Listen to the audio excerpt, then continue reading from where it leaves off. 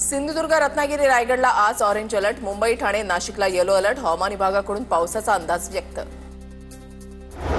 कोकण किनारपट्टीवर 3.8 मीटरपर्यंत उंच लाटा उसळणार, त्यामुळे लहान होड्यांना समुद्रामध्ये न जाण्याचा इशारा.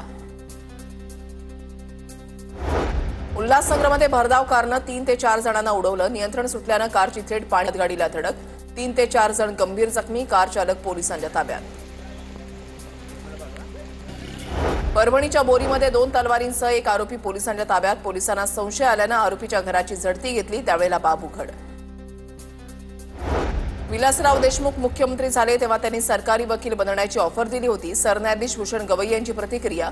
मग 50% अतिरिक्त सरकारी वकील माझ्या संमतीनं करायचे अशी अट घातली. त्यामुळे 7 ते 8 वर्षांचे सराव असलेल्या वकिलांना एजीपी होता आलं, गवईंचं वक्तव्य. गडचिरोलीच्या कवंडे जंगल परिसरामध्ये रेकी करणाऱ्या नक्षलवाद्याला अटक. गडचिरोली पोलीस दल आणि सीआरपीएफकडून अटक. अटकेमध्ये असलेल्या नक्षलवाद्याचा भूसुरुंगस्फोटामध्ये सक्रिय सहभाग होता. वदराज सिमेंट लिमिटेडची जप्त केलेली 952 कोटींची मालमत्ता ईडीकडून परत. कोट्यवधींची मालमत्ता परत करण्याला पीएमएलए कोर्टाकडून ईडीला मान्यता.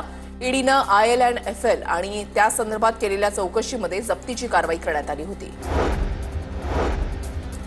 बीडच्या तहसीलदारावर शेतकऱ्यांचा भ्रष्टाचाराचा आरोप. तहसीलदारांना आर्थिक देवाणघेवाण करून चुकीच्या दिशेनं रस्ता दिला. शेतकऱ्यांचा आरोप. कायदेशीर बाबी लक्षात घेऊन रस्ता देऊ, तहसीलदाराची प्रतिक्रिया.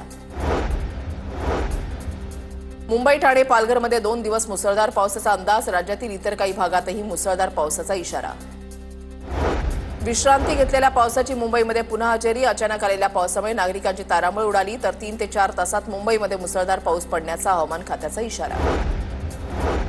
कल्याण आधारवाडी परिसरामध्ये झाड कोसळलं. सोसाट्याच्या वाऱ्यासह आलेल्या पावसामुळे झाड कोसळलं. सोसाट्याच्या वाऱ्यासह आलेल्या जोरदार पावसामुळे दुर्घटना घडली. चंद्रपुरातील वर्धा नदीवरील भराव वाहून गेला. मुसळधार पावसामुळे वर्धा नदीमध्ये पाण्याचा जोरदार प्रवाह.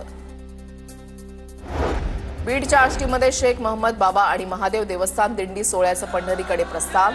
हिंदू मुस्लिम बांधवांचं दिंडी सोहळ्यामध्ये एकत्रित दर्शन.